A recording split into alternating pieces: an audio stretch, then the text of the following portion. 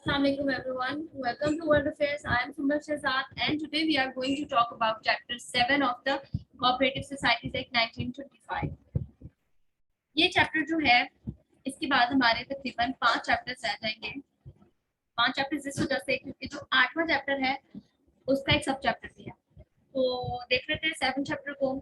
इसका नाम है इंस्पेक्शन ऑफ द अफेयर्स, ठीक है। और इसमें सेक्शन आप देख लो कि सिर्फ 3 ही नजर आ रहे हैं, लेकिन इतना छोटा नहीं है क्योंकि जो 44 है उसके काफी सारे सब सेक्शन है, तो ये थोड़ा सा बड़ा होगा। इससे हम देखेंगे कि इंस्पेक्शन, इंक्वायरी में क्या क्या पावर्स रजिस्ट्रार को हो जाती है और सोसाइटी ने किन किन कंडीशंस पे कंप्लाई करना है और क्या क्या मामला हैं जो सोसाइटी को फुलफिल करने पड़ेंगे। अच्छा, 43 जो है ना वो बताता है कि इंक्वायरी बाय रजिस्ट्रार। ये बताता है कि रजिस्ट्रार जो है ना खुद से अपनी मोशन पे या फिर किसी ऐसे पर्सन को ऑथराइज करके इंस्पेक्शन करवा सकता है किसी सोसाइटी की। वो इंक्वायरी इनटू कॉन्स्टिट्यूशन हो सकती है, सोसाइटी के वर्किंग एंड फाइनेंशियल कंडीशंस की भी इंक्वायरी हो सकती है। लेकिन रजिस्ट्रार कब इंक्वायरी होल्ड कर सकता है या कब कर सकता है, सेक्शन 1 के मुताबिक कब चल सकता है। तो ये 3 कंडीशंस हैं। पहला ये है कि सोसाइटी ने रिक्वेस्ट की हो कि इंक्वायरी की जाए, ठीक है, हमारे मेंबर की, किसी एक मेंबर की इंक्वायरी की जाए। बशर्त ये मतलब प्रोवाइडेड दैट कि वो मेंबर जो है ना खुद भी एक सोसाइटी है, तभी इंक्वायरी हो सकती है। सेकेंड ये कहता है कि जो मैनेजिंग कमेटी है सोसाइटी की उसकी मेजोरिटी की एप्लीकेशन अगर आ जाए तो। थर्ड ये है कि सोसाइटी के 1/3 मेंबरान एप्लीकेशन दें कि इंक्वायरी होनी चाहिए, तो तब जो है वो इंक्वायरी होगी। तमाम ऑफिसर्स जो है सोसाइटी के वो इस चीज़ के लिए लायबल है कि वो तमाम इंफॉर्मेशन जो रजिस्ट्रार या उसकी तरफ से इंक्वायरी पे मामूल शख्स मांगे तो उसको देंगे, ठीक है। जो भी इनके पोजेशन में चीज़ें हैं वो सब देंगे, इंफॉर्मेशन जो भी वो मांगे। फोर्थ ये कहता है कि जब इंक्वायरी हो जाए तो उसके जो भी रिजल्ट आए वो सोसाइटी को बताए जाएंगे, सोसाइटी को जिसकी जो है ना इंक्वायरी मिली। 44 कहता है inspection of the books of the indebted society. ऐसे सोसाइटी जो मकरूज है उसकी इंस्पेक्शन। अब मकरूज को कर्जा किसने दिया है, ठीक है, कर्जा कौन देता है, क्रेडिटर। तो ये 44 सेक्शन जो है ये तब आएगा जब क्रेडिटर रिक्वेस्ट करेगा विद एप्लीकेशन, एप्लीकेशन देगा रजिस्ट्रार को कि इंस्पेक्ट करें इस सोसाइटी को, ठीक है, और इस सोसाइटी के बुक्स को इंस्पेक्ट करना, ठीक है। शर्त 2 है। पहली शर्त ये है कि वो क्रेडिटर रजिस्ट्रार को सेटिस्फाई करते हैं कि मैंने सोसाइटी को इतना पैसा दिया था और सोसाइटी ने मुझे किस्त वापस नहीं की। हालांकि उस टाइम मतलब जब मैंने पैसा डिमांड किया ना उससे एक अरसा गुजर चुका है, उस डेट से एक अरसा गुजर चुका है और अभी तक सोसाइटी ने मुझे पैसे वापस नहीं किए। आप इसकी बुक्स की इंस्पेक्शन करें। सेकंड ये है कि इंस्पेक्शन में कुछ पैसे भी लगेंगे, तो रजिस्ट्रार जो है ना वो कहेगा ठीक है मैं इंस्पेक्शन कर देता हूँ, लेकिन इतने पैसे तुम जमा करवा दो इंस्पेक्शन के लिए, ठीक है। और जैसे ही वो पैसे जमा करवा देगा तो इंस्पेक्शन शुरू हो जाएगी। सेकंड पॉइंट कहता है कि जैसे इंस्पेक्शन पूरी हो जाएगी तो क्रेडिटर को उसके रिजल्ट्स बता दिए जाएंगे कि ये रिजल्ट्स आए। सेक्शन 44 ए एंड 44 बी है वो यहाँ पर मौजूद है। 44 ए कहता है कि inspection of the books and the properties. Registrar या उसकी तरफ से जो ऑथराइज पर्सन है उसको एक्सेस होगी और राइट होगा इंस्पेक्ट करने का बुक्स, अकाउंट्स, कैश, डॉक्यूमेंट्स, ये जो भी प्रॉपर्टीज और सिक्योरिटीज है सोसाइटी की, ठीक है, वो सब इंस्पेक्ट करने का इनके पास राइट होगा और एक्सेस भी होगी। और हर एम्प्लॉय चाहे वो अभी का मौजूदा है या पुराना है, ठीक है, सोसाइटी का, उसके लिए ये लाजिम है कि अगर इंस्पेक्शन करने वाला पर्सन उससे कुछ इन्फॉर्मेशन मांगे ट्रांजैक्शन के बारे से, सोसाइटी की वर्किंग के बारे से, तो उसे देने की पाबंद है। 44 बी कहता है कि अगर इंक्वायरी हो रही है सेक्शन 43 के मुताबिक और इंस्पेक्शन हो रही है 44 के मुताबिक या 44 ए के मुताबिक, और इस दौरान में पता लगता है कि भाई यहाँ तो कुछ गड़बड़ है और 50 ए सेक्शन वाली भी दफातियां नाफिज हो सकती हैं, किसी अफसर ने जो है ना पैसे खाए हैं और या सोसाइटी के अगेंस्ट काम किया है, तो अब यहाँ इस इंक्वायरी या इंस्पेक्शन के दौरान रजिस्ट्रार 50 ए वाली पावर्स अपने ऊपर अज्यूम कर लेगा, वो एक एक्शंस ले सकेगा जो 50 ए सेक्शन उसको देते हैं। तो ये हम डिटेल में पढ़ेंगे कल, क्योंकि ये नेक्स्ट चैप्टर का पार्ट है। 58 44C बताता है कि रिमूव कब किया जा सकता है ऑफिसर्स को वाया रजिस्ट्रार। तो रजिस्ट्रार ऑफिसर को रिमूव कर सकता है अगर उसने कोई ऐसा काम किया जो सोसाइटी के खिलाफ हो, सोसाइटी के ट्रस्ट के खिलाफ हो, अगर उसमें कोई ऐसी डिस्क्वालिफिकेशन वाली बात आ गई है जिसकी वजह से उसे रिमूव किया जा सकता है, तो या फिर बाय लॉज एक्ट्स और रूल्स के मुताबिक जो क्वालिफिकेशंस होनी चाहिए थी एक ऑफिसर में वो अब उसमें मौजूद नहीं थी, तो नाउ उसको रिमूव कर दिया जाएगा। या फिर उसने कोई ऐसा काम किया है जिसकी वजह से रजिस्ट्रार 50A सेक्शन के तहत एक्शन ले सकता है, 50A सेक्शन के तहत एक्शन ले सकता है, तो तब भी रिमूव हो जाएगा। सेकंड पॉइंट ये कहता है कि अगर आपने सेक्शन 1 के तहत एक्शंस लेने हैं ना, रिमूव करना ऑफिसर को, तो आपने उस कंसर्न ऑफिसर को सुनवाई का एक प्रॉपर मौका देना है, उसको अपनी सफाई का मौका देना है। 3 कहता है कि अगर ऑफिसर रिमूव हो गया है तो अब वो सोसाइटी का कोई काम नहीं कर सकता। 4 कहता है कि अगर एक पर्सन को रिमूव कर दिया रजिस्ट्रार ने, लेकिन वो परेशान है कि मुझे तो होना नहीं चाहिए था, मैंने तो ऐसा कोई काम नहीं किया, मुझे अपील करनी चाहिए कहीं, तो उसे अपील का राइट भी दिया है, but within the 7 days from the date of the order of his removal. ठीक है, जिस डेट को रिमूव हुआ है उसे 7 days के अंदर अंदर वो अपील कर सकता है किसी भी एपलेट अथॉरिटी को जो कि गवर्नमेंट ने इस काम के लिए अपॉइंट की हो या कॉन्स्टिट्यूट की हो, और वो एपलेट अथॉरिटी जो फैसला देगी वो फाइनल होगा।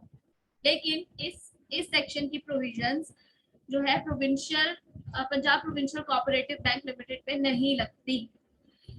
रजिस्ट्रार जो है सस्पेंड भी कर सकता है किसी भी मेंबर को, ऑफिसर को, ऑफिशियल जो है सोसाइटी के उनको 3 महीने के लिए, ठीक है, इससे ज्यादा के लिए नहीं, 3 महीने के लिए रिमूव कर सकता है, सॉरी सस्पेंड कर सकता है।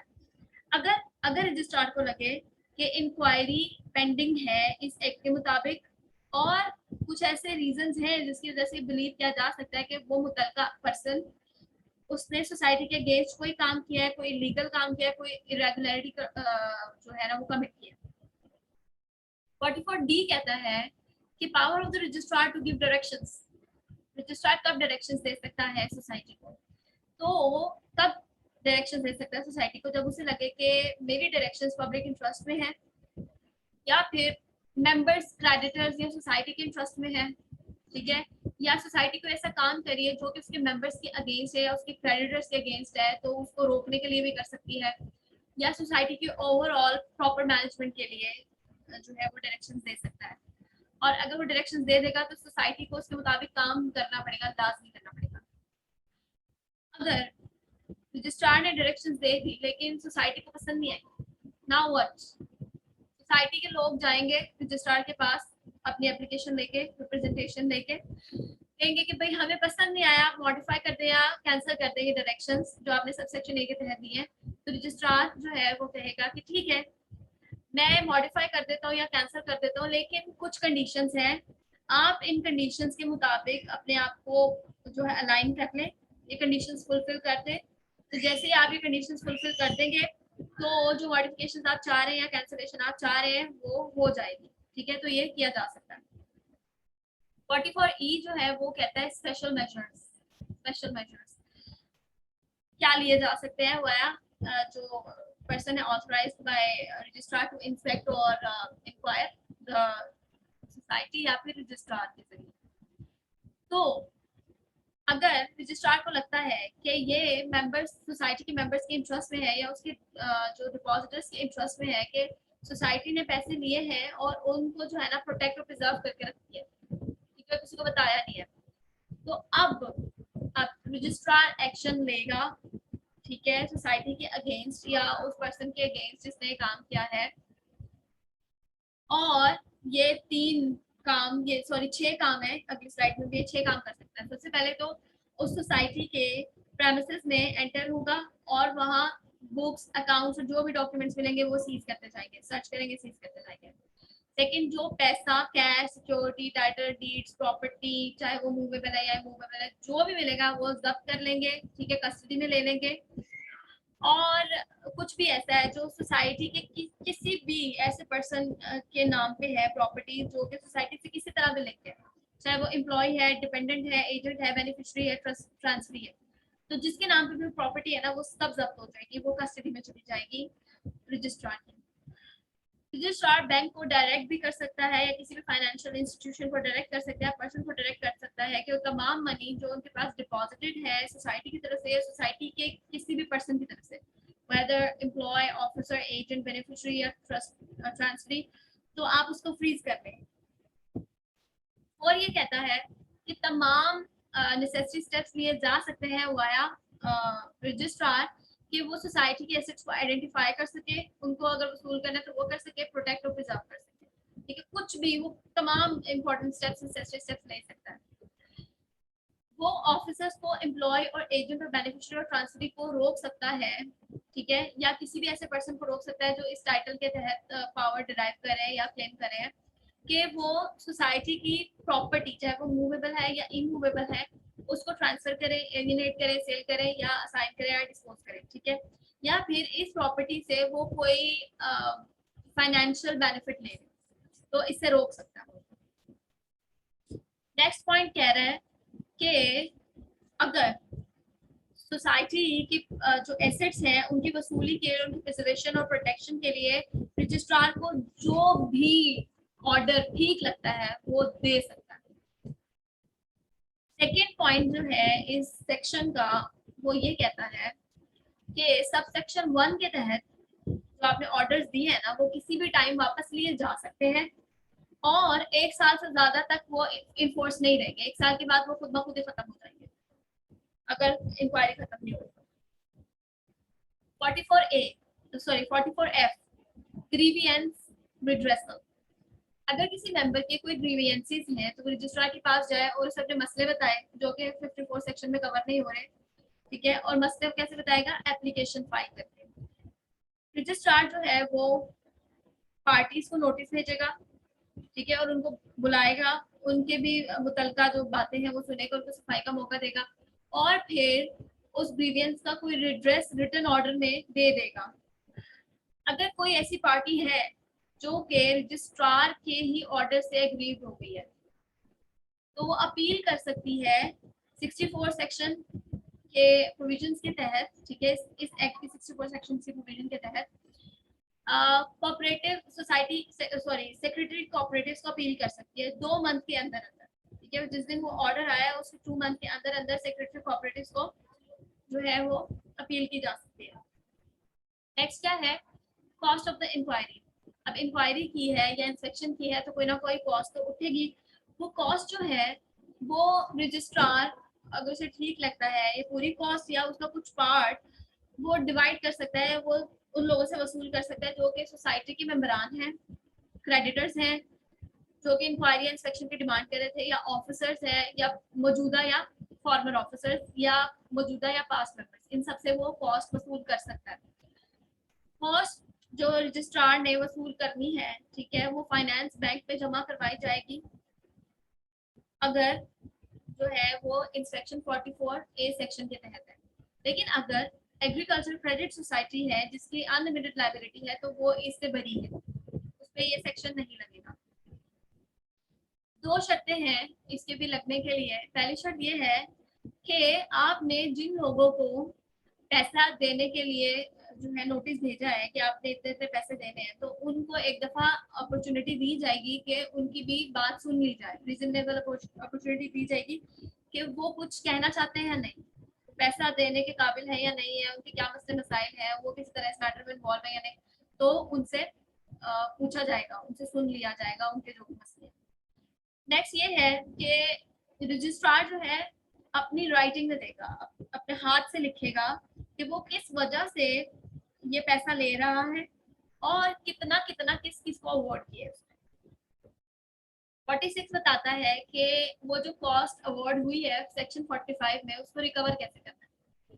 तो रिकवर करने के लिए 2 लोग हैं, या तो मजिस्ट्रेट करेगा या ऑफिसर करेगा कोई जिसे गवर्नमेंट ने इस काम के लिए मुतय्यन किया, लेकिन दोनों को रजिस्ट्रार पहले एप्लीकेशन देगा, ठीक है।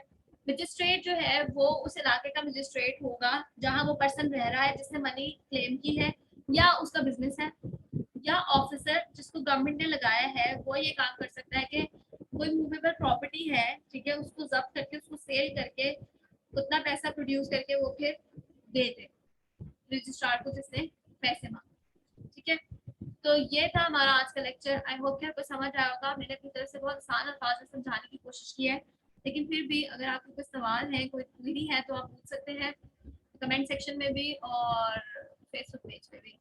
तो thank you for listening. Allah Hafiz.